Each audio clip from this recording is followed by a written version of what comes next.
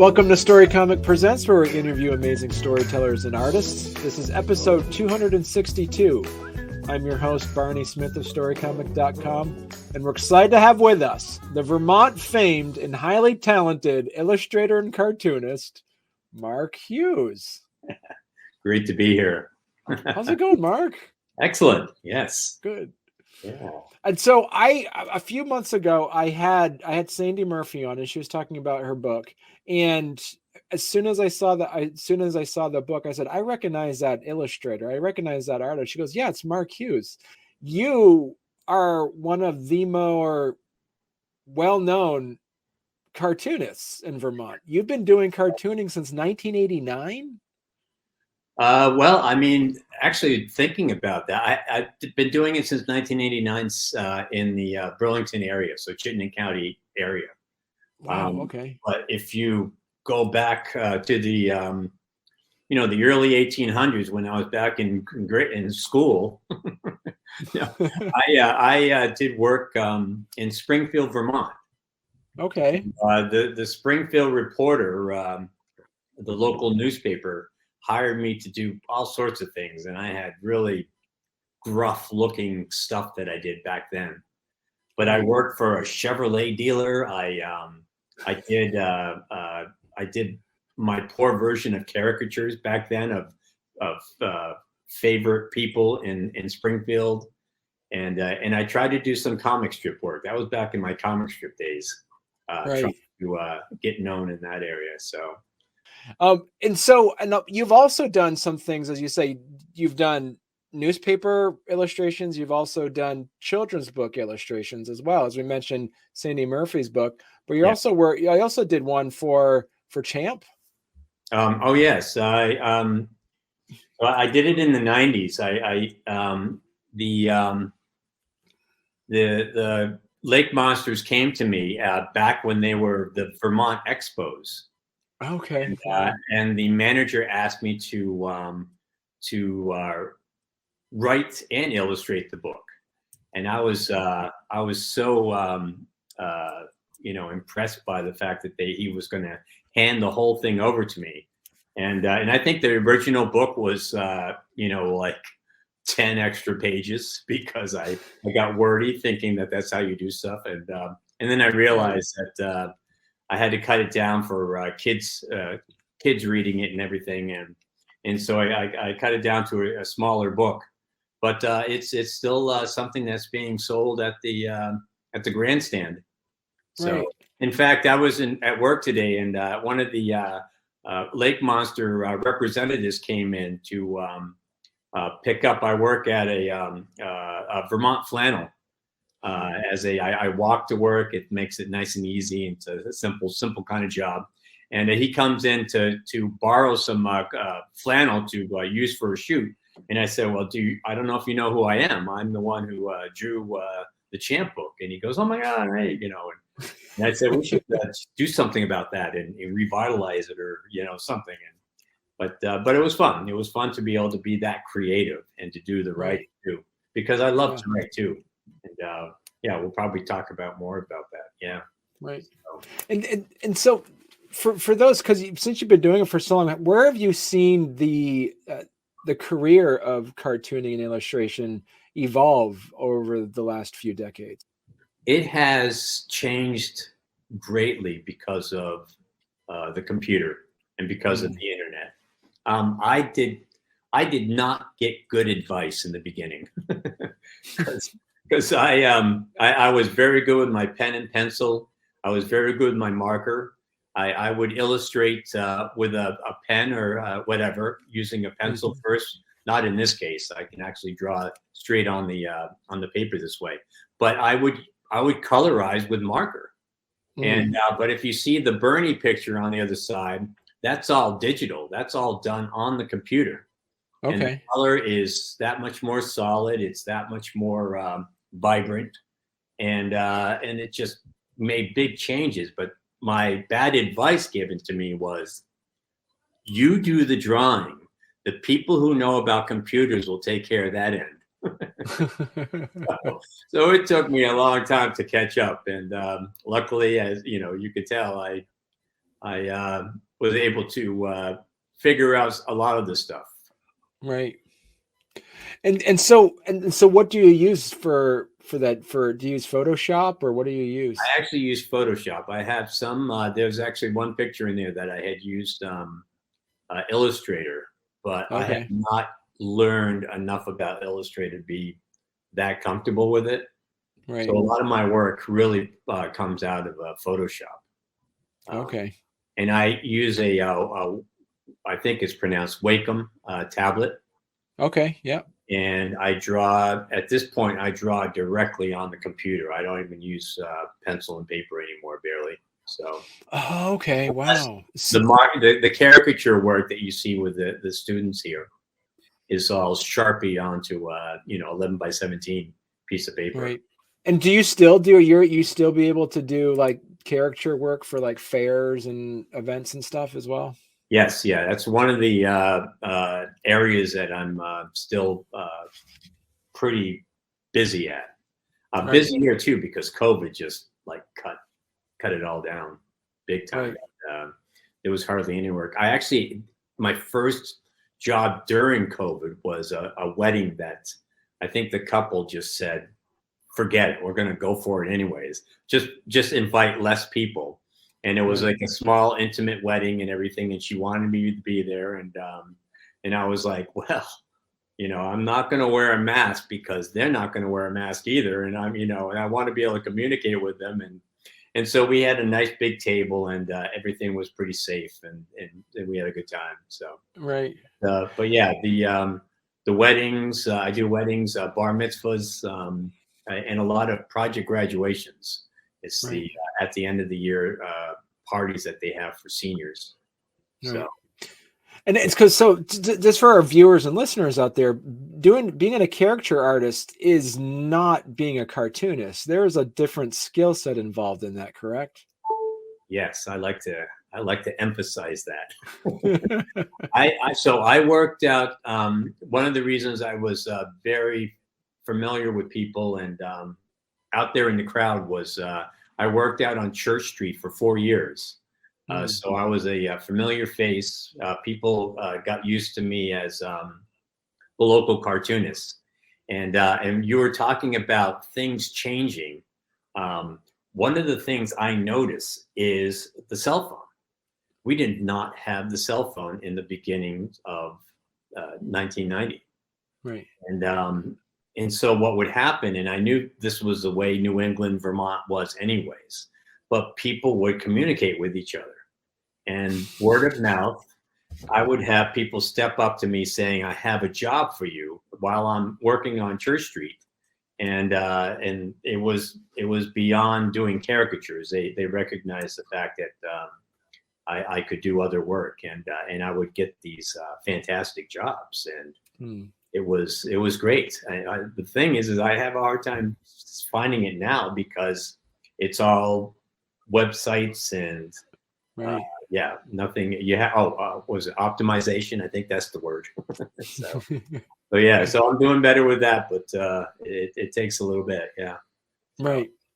And also like caricature drawing is that and I remember I think you're saying this before as well in a previous interview, is that it's about highlighting some like physical features, but you don't want to insult your subject at the same time, correct? No, I taught myself how to do caricatures. Okay. And I learned right away, especially, you do not want to pick on them. Right. And so when I see caricatures, just go with the nose is big, I make it bigger. The teeth are horrible, I make them more horrible. Things like that. I just did not do that. So I learned to be a little bit more nice to people and try to get their image at the same time. And it usually works out. So now the thing that's great about the combination with my cartooning that happened was as I got better with the caricatures, I got faster with my work. Okay. So when someone sat me down and said, can you do such and such? It'd be like, I could pull it out in seconds because I had been drawing off the top of my head for so long in front of people. And it was kind of a neat little addition that happened because of caricatures. So So I Right. do appreciate being able to do them. Yeah. Right. And also too, it's like you're basically taking cartooning and making it into a performance art when you're doing characters. That is so true. Oh my! And I've told people this before. I don't know if anyone can remember back to taking the big tests like SATs. And after you do such a thing, your brain is just so tired at the end. That's basically what happens with a 3 to 4 hour gig that I do.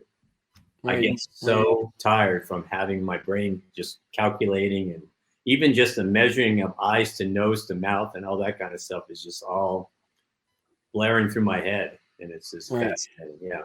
So And so in a way, so are you a better cartoonist because you're doing character artists, or are you a better character artist because you're doing cartooning? I believe I'm a better cartoonist because of caricatures. Yeah. So, Okay. and the Yeah. thing is that to go back, did we talk about the? Oh, we didn't talk about the hospital drawings.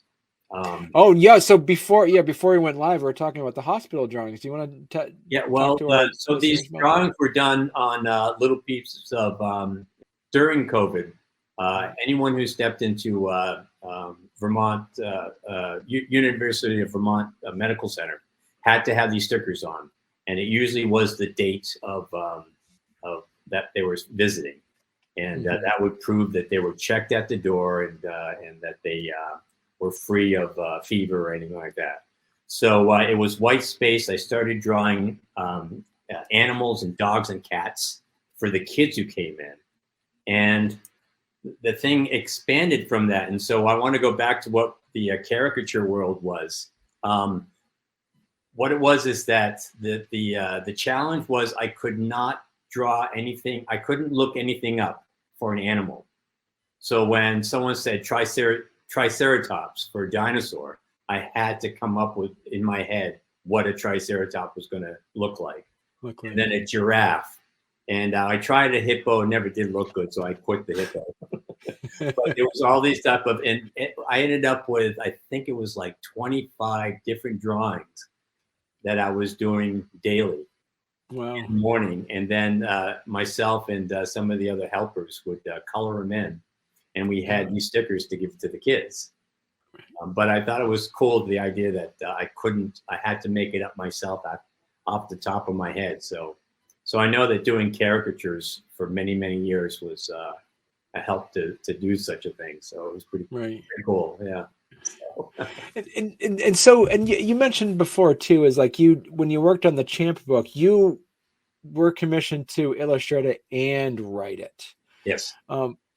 Was this, how was writing, did you find it easier to illustrate your own written work as compared to illustrating somebody else's written work?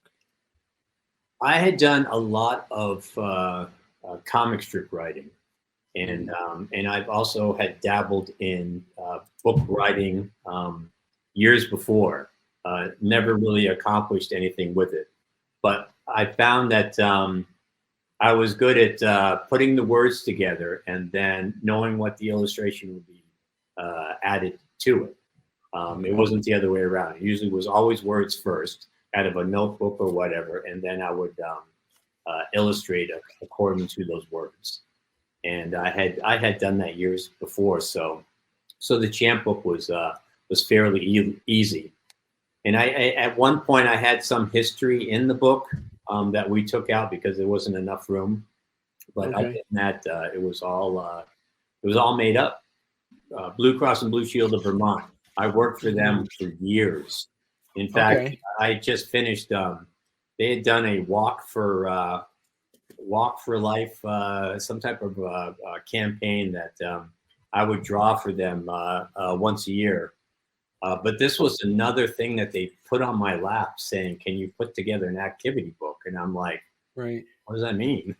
So, but I had to come up with word problems and do this instead of that kind of drawings and be safe in case of a fire, drop to the ground, and just all these different fascinating images that I had to put together for this book. Right. And so the question for you too is like for those that might be listening who are looking at wanting to be a cartoonist, a professional cartoonist, what's some of the advice would you give them now? Well, one benefit for anyone you in their youth is they already know about the computer. They already know how it works, they just have a knack for it. And so anything that has to do with the computer at this point, they're going to know about it, or they're going to know how to research it, which is like, of course, so different than when we were growing up. So it was that type of thing. So already they have a chance to move quickly with their abilities. But the thing is they still have to have the abilities. I see so many images, let's say in newspapers or something like that, and it's clip art and it's all simplified. I do think you've got to practice. You've got to really hone in on your talent and get everything like, don't imitate. I had so many students. I substitute taught as a full-time sub in the Mount Mansfield Union High School. And what was great about that, I could sub and still work on my cartooning at the same time. So it was like a little kind of a tricky little thing I did. So, but the kids loved it. They were like, "Oh, Mr. Hughes, what are you working on today?" You know, so it was kind of neat. Right. But these kids would show me their work, and a lot of it would be imitating the anime kind of art. And I would tell them, I said, "This is great to start with, but you need to find your own style. So do not copy these people to the T."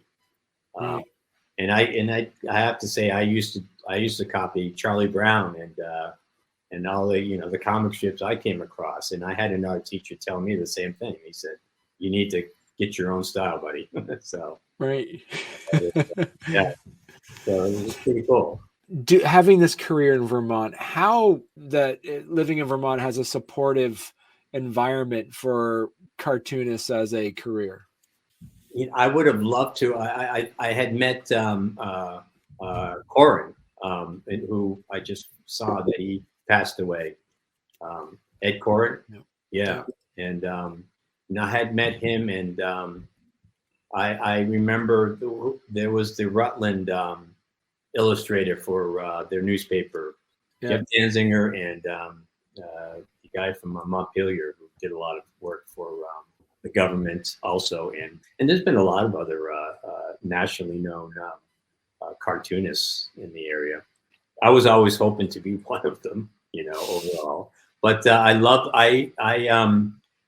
I packed up a bunch of my work sometime, and I opened up boxes, and I found work from my past, the stuff that I forgot that I did, and I was amazed. I was kind of proud of myself at how much I had done and accomplished.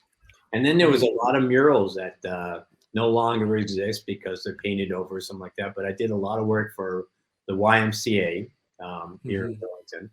And I had murals on the outside of Centennial Field in the for the Expos games, the Vermont Lake Monsters games. Yeah. So it's been and this in this book on Ned. This is a character, a mascot character that I came up with for a sticker company, websticker.com. The guy said, "Well, one of these days we're going to write a children's book about it." So he sent me the material and everything, and we started putting this thing together. It was probably just 3 years ago now. So yeah. So it's all these books are like things that even with the Plankton book, coming up with ways to promote it. The Initiation Dream. Do you want to talk to us a little bit about that? I put this over here just in case. But so, well, let's go back to. You want to see it closer? There you go. I don't know if you had an image. It was from the I just this was a COVID publishing. Okay. it was this thing was written 10 years ago, maybe more, and I cleaned it up so many times, edited it a million times. You can see how many choices I tried to make with the cover right here. Yep. And it was I thought it was a really, really good story that I really wanted to get it out there. Couldn't find a publisher, couldn't find an agent. And so I decided to self-publish. Right. And what was interesting about the book is going back to what you said about writing and then illustrating an image. And what I realized with writing is that all these images were in my head of what it would look like in physical form. But I had to put words to it this time because it was a novel. Right. And I realized that I was able to visualize these things because my brain is constantly doing that. It's constantly coming up with a scenario. And I think that's how the book reads. It will become a great movie if it's when the screenplay is done. So, but I think it really reads like a movie in the first place because it's very fun. It's a very fun story. So right. And so those that might be listening that are familiar with your artwork, who would say, "Well, Mark, so you actually wrote a book." Do you want to give people a little bit of a synopsis of what Initiation Dream is all about? Yes, it's the actual book was written because the dream in the book is something I actually had. Oh, wow. It actually included a wolf, and I kept telling myself, "There's a story here," and I always had an affinity for wolves in the first place, but I also had a high appreciation for American Indians. So I wanted to combine the two without it being anything to do with Twilight. So I had to throw that in there for anyone who says, "Oh, is it like Twilight?" So so the book is supposed to be like the shifting abilities, shamans, that type of story based around Indian folklore. Okay. And I took it a little farther and made it into what some people would call a werewolf book. Okay. I call it a superhero book because, in my opinion, my impression of a wolf has nothing to do with evil, has nothing to do with bad, and they are as community oriented, and how they work together is basically like the American Indians of the West. And I put that in the book about the comparison. And I say that this is why this one tribe chose to change into wolves, because they had such a connection with them. And so my character, Colin Trask, ends up being the accidental chieftain of this tribe in nowadays Vermont. And that makes him able to turn into the wolf and also stay the man. So he ends up being the combination, and that's where the werewolf-ish story comes about. And it's based in Vermont. There's a little bit of Vermont history, and I threw in actual Vermont history of eugenics. That was a negative part of UVM, actually. So I threw that in there, and it caused, it's a little bit intense because of it. So Did you were able to identify and find like a line editor and like a content editor for your book as well? I had lots of people read it. Lots of people give me advice throughout the 10 years, like I told you. And I did pay one woman to delve deep into it and edit it. And then I believe I had some help with the self-publishing. They're called Book Locker. And they were very agreeable and not as expensive as some of these places for self-publishing. And they helped out a lot bit. They were basically saying, if your stuff comes off as not very good, we're not going to publish it. So And so I was like, oh, here it is. So, and they really liked it. So it was nice to know. And yeah, so it was, and it's a COVID project because I finally just said, I just got to do it. Right.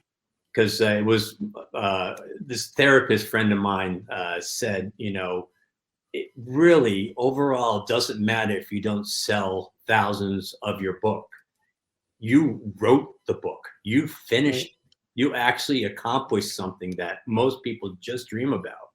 And I Right. was just like, all right, I can live with that. So, Yeah. but I still would like to find my audience in the 15 and older crowd and see what would happen. So yeah, but Right. it's my biggest comic. Well, it's not a comic strip, but my biggest storytelling that I've ever done. So which is pretty cool. And it's listed as like over 320 pages. Yeah, it was, and that was cut down as much as I could. Are you looking at making like a sequel to the book or anything? There is a sequel. Oh, okay, good. All right, yeah, exclusive. I was sitting on the beach in Old Orchard Beach, and nothing had come about. I couldn't find the agent, couldn't find the publisher, and I was just itching to get the book too. Said I'll just write some notes, and I probably started like 5 or 6 pages right there on the beach, and that's like a 200-page book that is not fully edited. Right. It's based in Montana on a Blackfeet reservation. And in fact, I just had a conversation with people from Montana today saying my wish is to do well with this first book and then get my next book started, but I wouldn't finish it until I met with people on the reservation and gone to Montana. So, Right. but I studied the hell out of that place. And I did Google Maps or Google Earth, and I came up with towns. I figured out all the road systems, and everything is based on like actual places, except for my town that I made up. So Right. yeah. Okay. But it's so much fun. Yeah, and book 3 of the trilogy is 3/4 done. Wow. Okay. All right. Yeah. And that even comes with a map that I drew so I could understand the ins and out of this special place that's in the story. So yeah, I got excited. Yeah, that was the other thing that I was doing when I was supposed to be substitute teaching. So, but like I said, the kid, and then when I ask a teenager question, I'd be like, "Going, do people still say?" And the students would say, "No, Mr. Hughes, we say this now." And I would change my book. Right. Yeah. Had access to such great, help. It was pretty cool. Right. So if somebody wants to learn more about your work, Mark, where's the best place they could go to? My website, my cartoon website. I have both now. I have Marc Hughes. Yeah, marchughes.com is the art website, and Marc Hughes Books is the Initiation Dream website for now. Okay. And all one word, marchughesbooks.com. marchughesbooks.com is for your author, and then Marc Hughes Illustrations is the place where people can come see your cartooning and illustrations there. And the good thing about it, for those that are interested, if you go to marchughes.com, you would also be able to see that local news report that we talked about earlier. To see that as well at the hospital. Yeah. So listen, Mark, what you need to do is, like, when you have your sequel book coming out for Initiation Dream, you got to come back on the show. We got to talk more about werewolves and stuff. Yeah.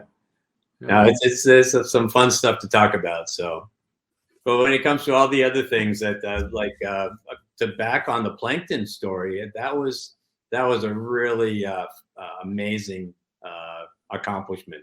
I think that was basically my first graphic novel per se of putting something like that together. So that was pretty cool. So I did like the interview with Sandy and get to talk about that. Yeah.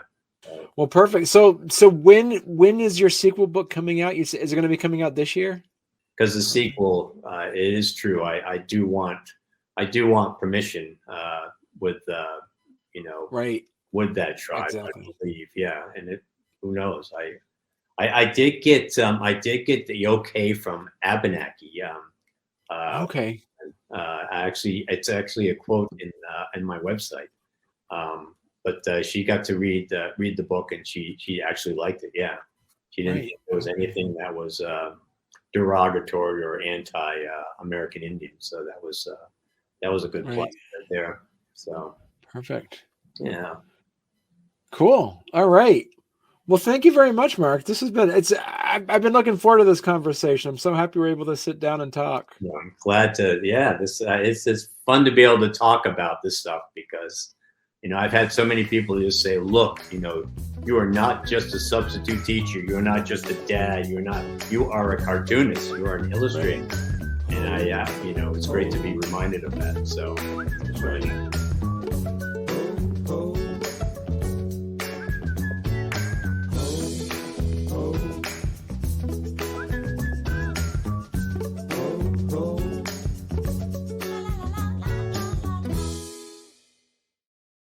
To help you out with the I got someone knocking on the door. Hang on a second. I'm downstairs in like the actual like my like the like the basement office, but it's bedtime, so now I have a girl knocking on, like one of my daughters knocking on the door, telling me she needs to be tucked in or something. I'll mute the mic, and so I can just tell her I'm doing that.